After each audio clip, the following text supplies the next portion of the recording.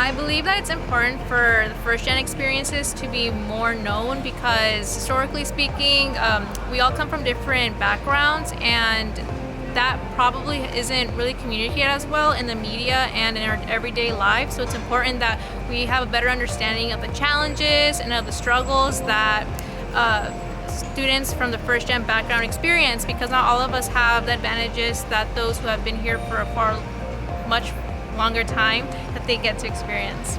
In terms of the first gen experience, I feel like oftentimes a lot of people don't recognize, I feel like it is somewhat cheesy to say that this country really is kind of built and founded on the basis of immigrants and giving people the opportunity and the chance to achieve their full potential and have those opportunities available to them. And I think understanding the first gen experience is understanding American culture. So by not talking about it or refraining from speaking on it at all, I feel like you kind of miss a big part of not only our own history, but understanding the perspectives of others.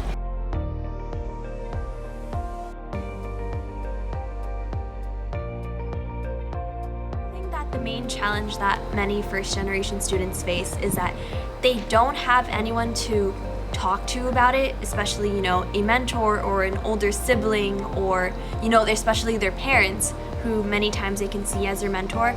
They have no experience with college, the UC system, or just university in general as like higher education. And I think that is honestly one of the main struggles. Personally, that is my struggle. I mean, though I do have friends who are older and in the universities, I still feel that it's kind of different when you don't have someone specifically in your family. And it also places a lot of pressure on you, given that, you're the first student, everyone's counting on you to make a brighter future, or at least a better future that your parents or your guardians wanted for you. So I just think that pressure just really adds on to being a first generation student, given that no one else went to college. So it's kind of up to you, kind of like the whole family burden's up to you on what you're gonna do. Some of the experiences that I've noticed here when I have been attending my classes as a first-gen student is that there's not a lot of representation amongst first-gen students. In class, I get hesitant to raise my hand to answer questions or ask questions because I'm always afraid of what others would think of me, because I feel like there's an assumption that students should already know what they're getting themselves into when we're taking our classes, taking our exams. But honestly, I have not been able to feel as comfortable or as confident to be able to answer questions. And as a first gen student, it has raised my attention as to the many challenges that we face here, because I, for one, feel like I should already know as much as everybody else, but in reality I don't, and it's hard for me to ask my family members because no one has attended college before me, and it's just a particular experience that has stayed with me throughout my years here at UCLA.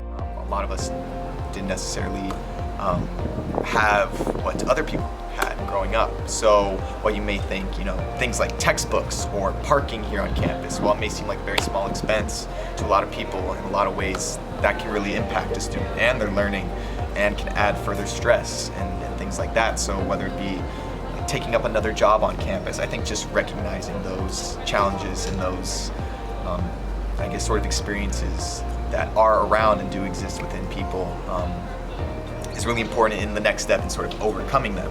So with a lot of people that come from immigrant backgrounds, with immigrant parents, we're also very much instilled to be hardworking and to always persevere and that type of thing. And of course that works in overcoming, but I think some institutional things, like reducing costs of tuition, like being more flexible with students, and just in general understanding situations, I think all can work together in sort of leading to overcoming those challenges. Okay, so when it comes to preparation for the future, after college, I do think I've learned a lot, but I don't think anyone ever really feels prepared per se.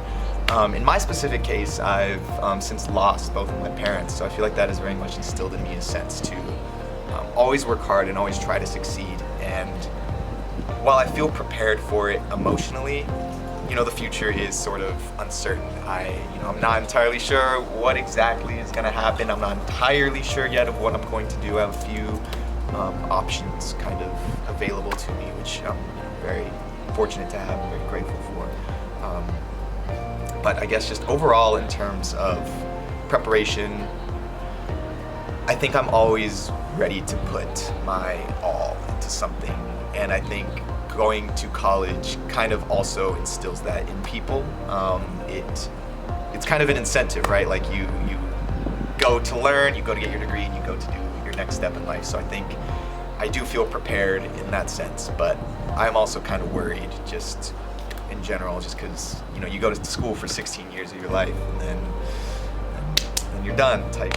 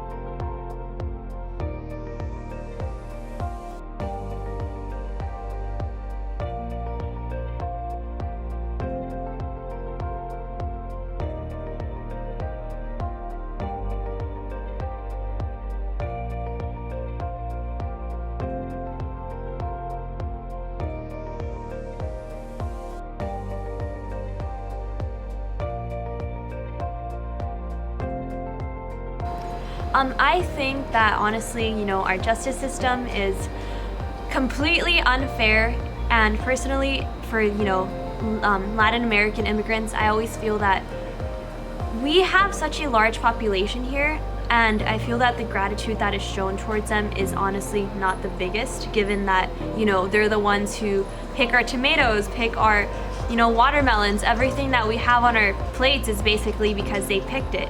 I know that other races or people who have more education here in the United States, they wouldn't see themselves doing all that, extra tedious hard work.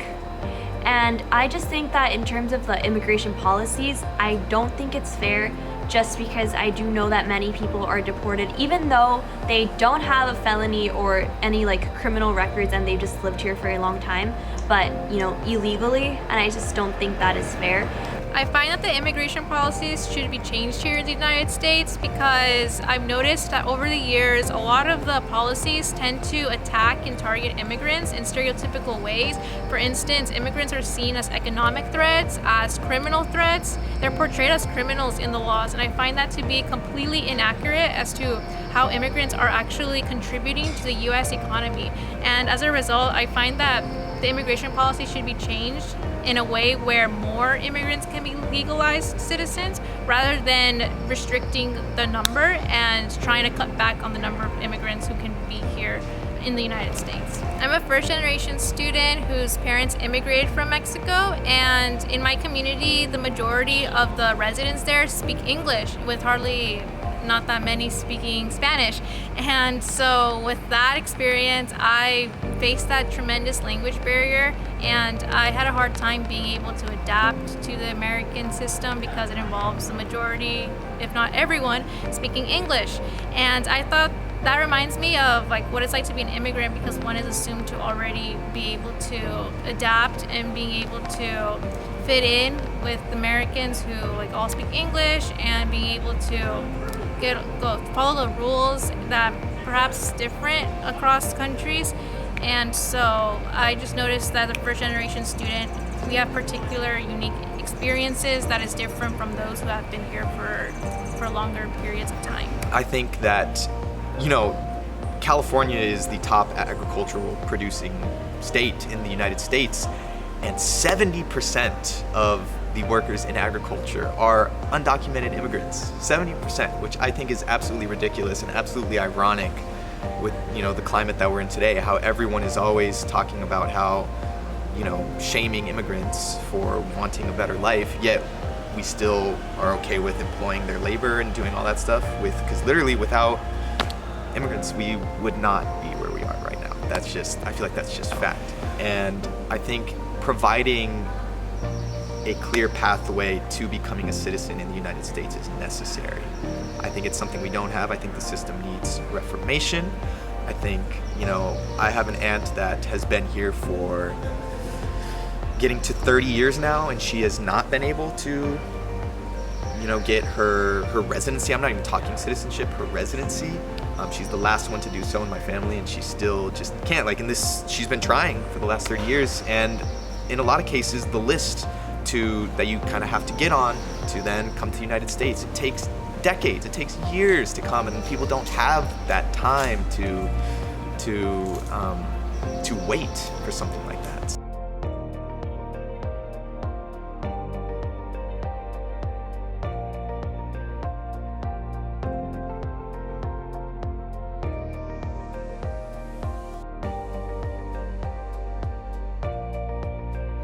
Coming to a university or a community college is just one step closer to reaching your full potential and to making, a better future. And though I'm not saying that working very hard at a young age or not going to college it's not enough. Of course it is enough, but I'm just saying that reaching a higher education really does make a difference. I think personally, for yourself, for your family, because there's nothing more that they want to see besides you succeeding. And if you really want to challenge yourself and have a better education, and if you're motivated enough to, give it back one day, then I feel that, continuing to go to college or getting any degree or studying what you're passionate about, that's the most important thing. The university education is an extremely important foundation for one to be able to head off to the real life world and take up their careers. For instance, I learned a lot about the legal field through my time here in the university education system that I know for a fact I would not have been able to get it through high school or through a community college. I believe that the classes here are really important and necessary for me to be able to gain the skills to become a lawyer. That's something I'm interested in, and I find that university education is really valuable in order to develop one's professional aspirations in the future. Incredibly valuable to all of us. I think education is something that should be invested in more. I think education is something that should be spread to the masses as much as possible for as cheaply as possible. Or inexpensive, I rather should say. I think education should be, if not free, at least much more inexpensive than it is now. And while I do see value in that, I think in a lot of cases, especially for first-generation students and immigrants, it can often be seen as something unattainable for financial reasons. So yes, it's valuable, but it should be cheaper, and it's not something that is always available to everyone.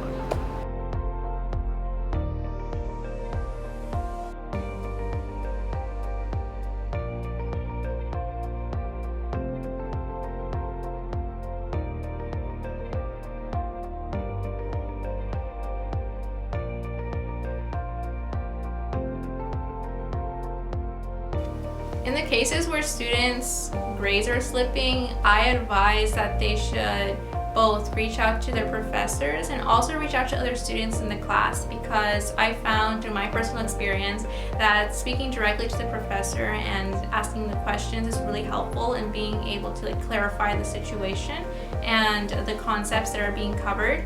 And with students, I find that it's a great stress relief too to be able to interact with others about the information being covered in class and being able to get those questions answered as well through the perspectives of those students. Just know that even though it may seem some things are kind of unavailable to you, there is always someone out there that is willing to support you. So I would definitely recommend emailing a teacher, any type of adult figure that that is especially involved in the education system. So like a teacher, a counselor, something like that, and they will definitely be willing to help you, provide you with resources, provide you with scholarship applications, all kinds of stuff. I've reached out to people in the past, and they've been ecstatic to help me. And believe me, most of the time they're happy to help too, because usually no one reaches out. So emailing someone, something as simple as an email, message, a chat after class can go a long way, for sure. Thankfully, there are many resources available to us UCLA students, such as our peer learning facilitators, which make sure that our assignments are complete, mainly correct, and completed on track and on time. And another great resource that I'm thankful to have is the University Writing Center. There are so many talented young undergraduate students who help in that department and always make sure that no matter the prompt, no matter the essay, that we follow our guidelines and that our essay is nice and concise.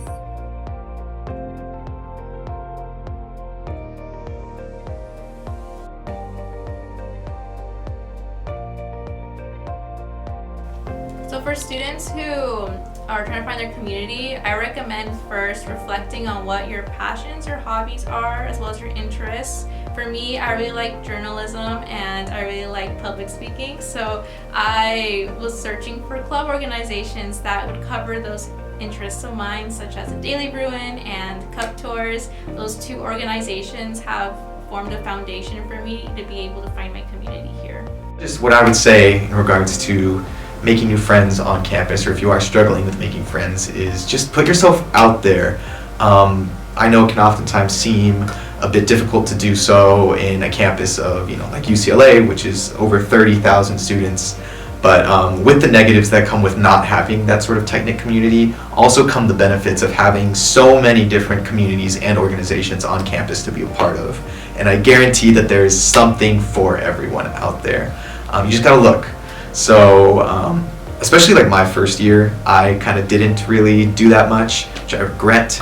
But now looking back, I've, through joining clubs and through just talking to people in classes too, I've made some of the best friends that I've ever made in my life here.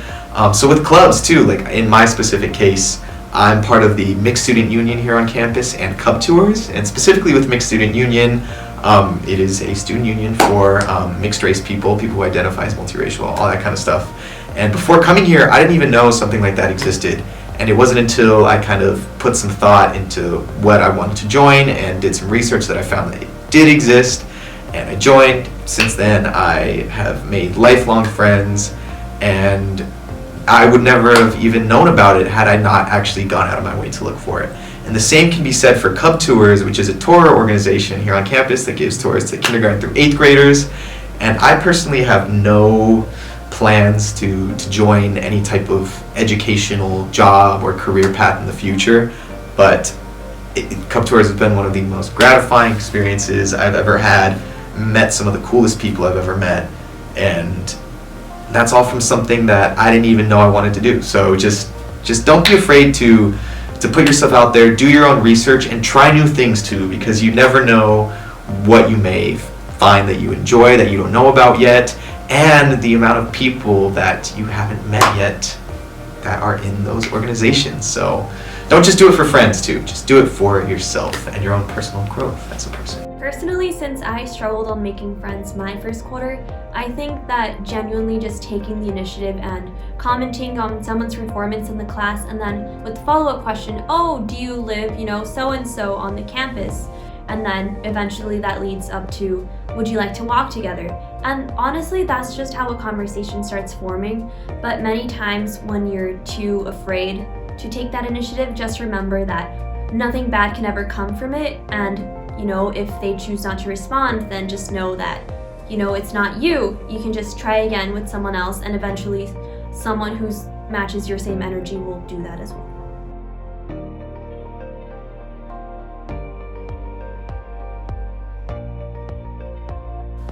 In class discussions, in the cases where students don't feel comfortable speaking up, I recommend speaking to the students before class or after class, like even if it's just one or two students, because I find that being able to get to know others helps facilitate class discussion, because you already know others and you don't feel as alone or isolated from what everybody else is thinking. And in my experience, I try to speak to others and get to know them more, so that once I'm in class discussion, it's easier for me to express my ideas and be able to speak up. Discussions, here's what I'll start off by saying. Speaking up in discussion is intimidating and it is difficult, and you are valid for that. But I will say too, when it comes to being a first generation student, you kind of have an experience that a lot of other people don't have.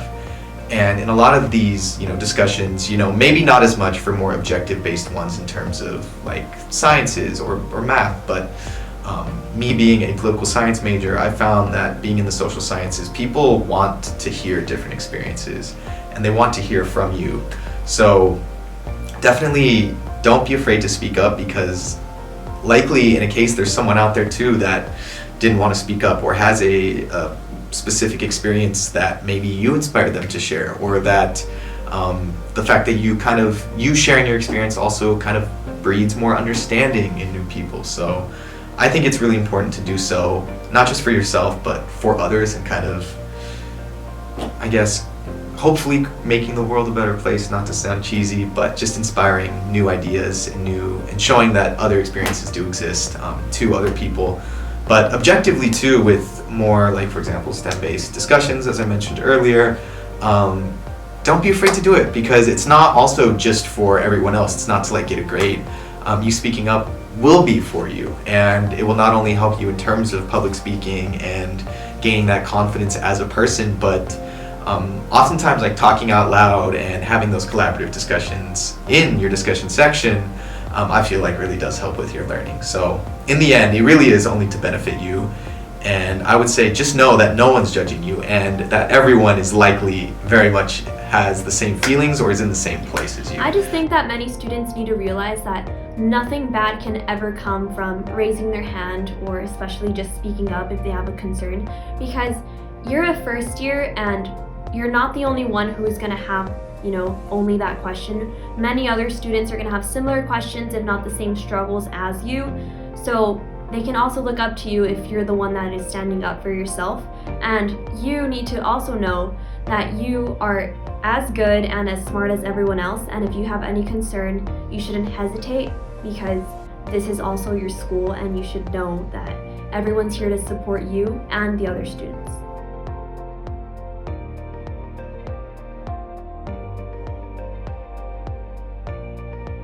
Universities across the country should implement more initiatives in encouraging first-gen students to pursue higher education. Instead of focusing it on the university level, they should do more outreach to high school students as well, because and that is like a way for first-gen students in high school to already be familiar and not feel as isolated when it comes to applying to colleges. During my experience as a high school student, I felt lost in the process, and I was able to feel more motivated and inspired to pursue higher education after speaking to college students. So I feel like the universities in general, they should be able to do more outreach to high school students in order to increase their awareness as to what would await them in college. One thing that can really benefit us first generation students would be an association titled First Generation College Students.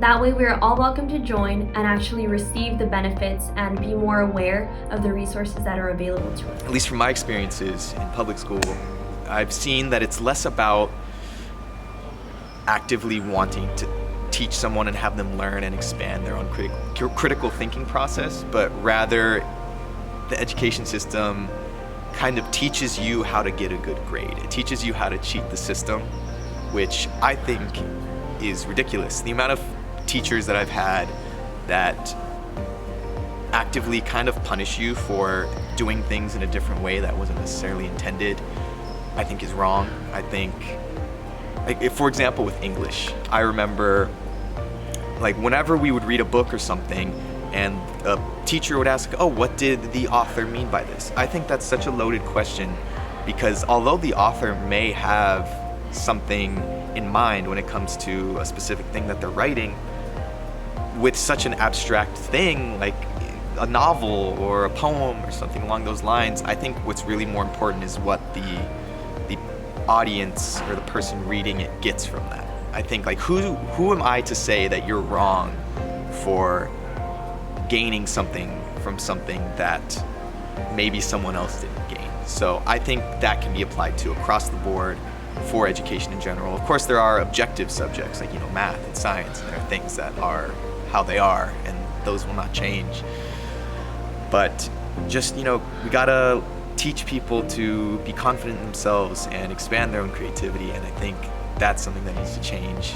You're on a financial and housing scholarship just due to my past and me passing my parents, so I do get that, and I'm very grateful for that. Had I not had that, I probably would not be here, which once again, incredibly grateful for. And I will say for first generation students, some advice I would give too is I've also applied to many scholarships, grants, those types of things.